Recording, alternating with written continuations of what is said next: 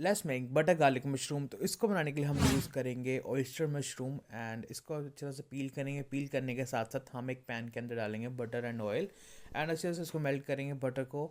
And butter को melt करने के साथ साथ हम डालेंगे गार्लिक। गार्लिक को अच्छे से सोटे करेंगे along with the onions and onions अब सोटे हो चुके इसके अंदर डालेंगे spices, chilli flakes, oregano, black pepper, salt.